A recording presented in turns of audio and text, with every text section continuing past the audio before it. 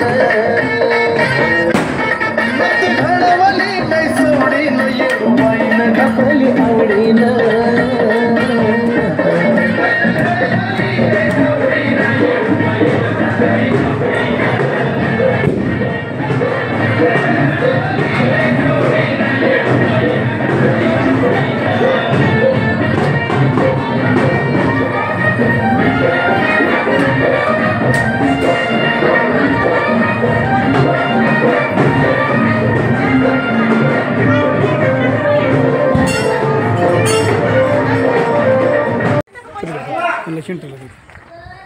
हां कमिटीतला माणूस हा का मागणी जी माहिती आहे तुम्ही बोला सर तुम्ही इकडे मला जेवढी माहिती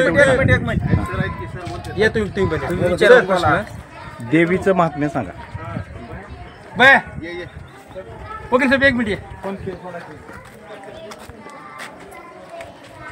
आमचं ग्रामदैवत मेसाई देवीची यात्रा चैत्र महिन्यात कालाष्टमी दिवशी भरते।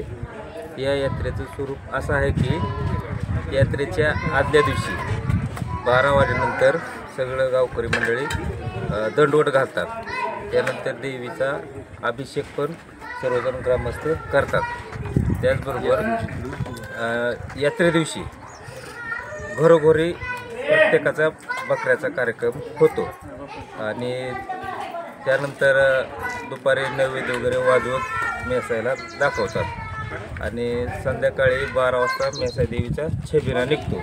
त्याच्यामध्ये पारंपरिक वेशभूषा रंगभूषा केलेले सोंग की जेणेकरून ते मानवनिर्मितच असतात ते सोंग 12 वाजता निघतात छबिन्याच्या पाठीमागे आणि नंतर आमच्या संध्याकाळी साधारण 2 वाजता सोंगाचा समारोप होतो।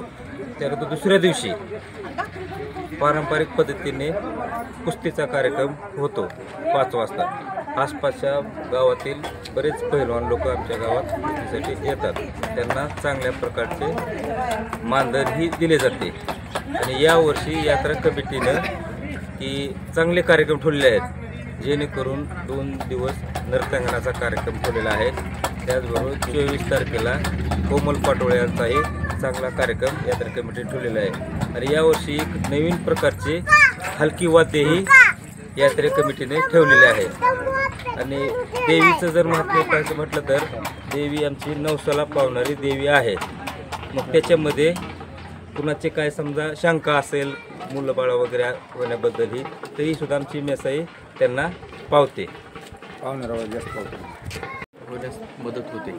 आणि याचं मेसाई देवीचं यात्रेचं महत्त्व म्हणजे प्रत्येक या बाभळगावमधून जे काही कुठे दूरदेशी गेलेले आहेत नोकरीनिमित्त म्हणा किंवा काही कामानिमित्त म्हणा ते सर्वजण एकत्रित येतात आणि एकत्रितपणे चांगल्या पद्धतीनं सर्व कार्यक्रमाचं नियोजन चांगल्या पद्धतीने केलं जातं आणि त्याच्या पुढे जाऊन जे कल्चर भारतीय संस्कृती जी आहे ती अगदी छान पद्धतीने त्याचं नियोजन करून जोपासलेली आहे आजपर्यंत। म्हणजे प्रत्येक गावात पाहिलं तर बैलगाडीसुद्धा पाहायला मिळत नाही पण बैलगाडीतून पूर्ण सोंग जे म्हणतात पूर्ण देवांचं पूर्ण ते रंग वेशभूषा पूर्ण करून पूर्णपणे त्यांचे ते डायलॉग्स म्हणा व्यवस्थित ते त्याची बोलण्याची पद्धती प्रत्येकाची स्टाईल एक वेगळी लकब आहे ती जोपासलेली आहे। रामायण महाभारत पूर्णपणे त्यामधून पारंपरिक पद्धतीने पूर्णपणे दाखवण्यात येते आणि त्याच्यानंतर